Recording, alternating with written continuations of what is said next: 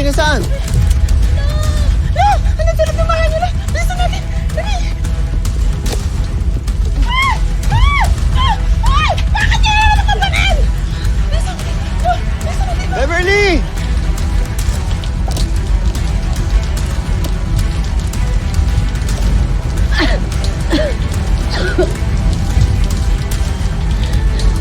Dahil tulungan niyo ako!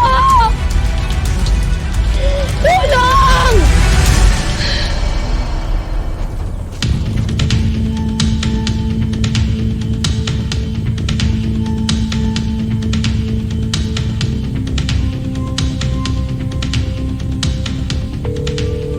Hello, Miss Irina. Hindi mo namin sinasadya. Nakulong sa naglilib na bahay yung kapatid niyo.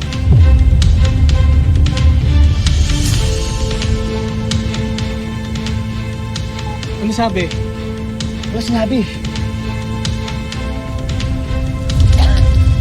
Tulong! Tay! Tagal ko nang kinalimutan ang nakaraan ko.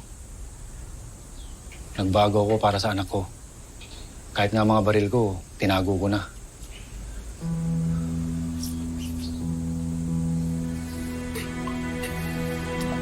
Teka muna, kuya. Anong ginawa niyo kay Celestine?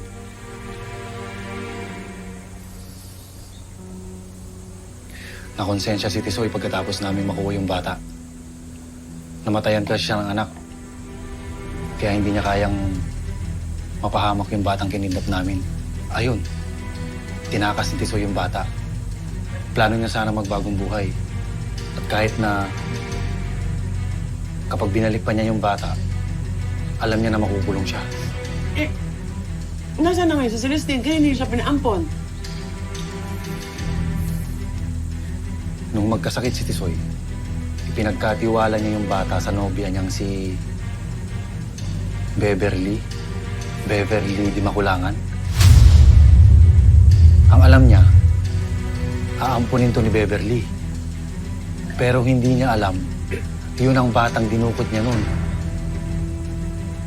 Si Tisoy pa nga nagbigay ng pangalan, Angel.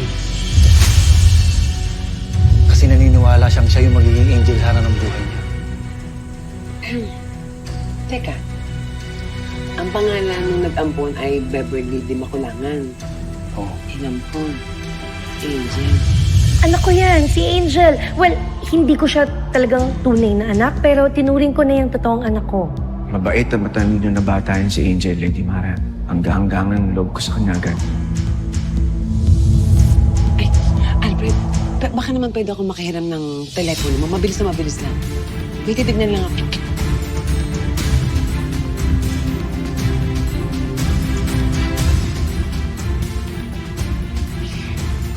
Ito ba yung sinasabi mong Beverly Di Makulangan? Siya. Siya si Beverly Di Makulangan. At Angel ang pinangalan ni Tisoy sa bata. Diyos ko. Matagal na palang kasama ni Sir Andico ang nawawalan niyang anak. Si Celestine at si Angel ay isa lang. Si Celestine ang nawawalang anak ni Sir Enrico. At siya rin ang nawawalang prinsesa ng Monteverde. Totoo. Kuya, yun yung mga umabra! Sabi ba?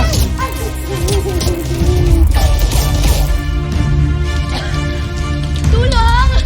Tay! No! Freddy! Tay! Tulungan mo ako, Tay! Kaya mo, andyan na ako! No! Wag ka pumasok lang! Hindi ko pwedeng iwanan ang anak ko ng ganyan! Beverly! Freddy! Hingi ako ng tulong, Freddy! Wag ka mag-alala! Sino na? Ang laki na nga, boy! Dito na kayo! Ano sabi? Freddy! Ito ay si Beverly! Bakit papasok? Ay, bilis ako! Freddy! Freddy!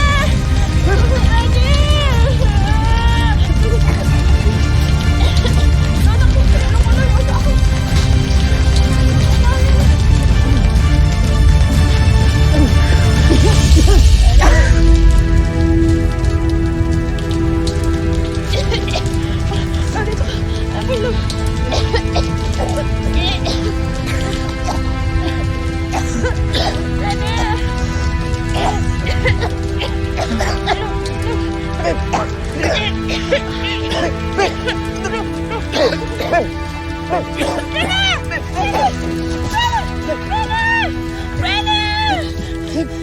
Okay pa ba?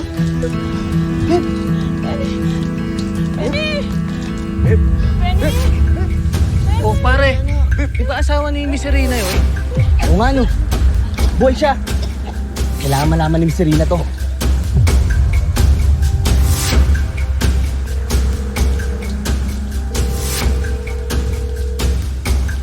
Beb, gising, Beb. Beb, Beb, gising, Beb. Beb, Beb. Beb, Beb.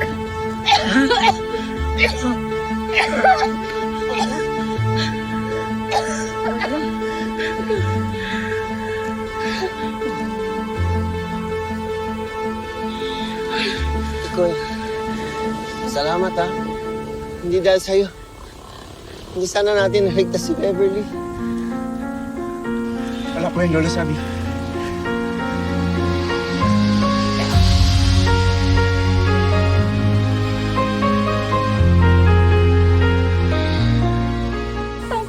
Abangan sa Lunes sa You're My Favorite Song. Sige, ho, damputin nyo na yan.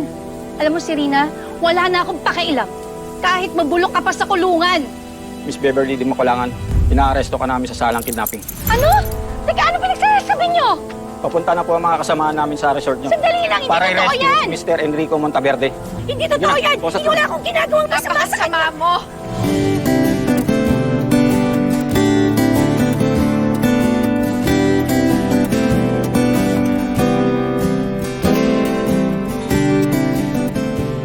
Hindi ba to awkward for you?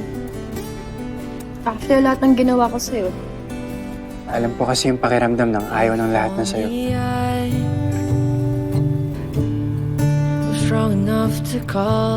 Yung loser yung tingin nila sa'yo. Ayoko lang na ma-feel mo yun. Help me get through the nights that I wanted to stop. Calix, naunahan ka na ni Zion and Miguel. Make your damn move. Moon pendant? Bata pala ako. Mahilig na ako sa buwan. Angel, hindi ko alam kung paano sisimulan to. Hindi ko alam kung paano sabihin sa'yo na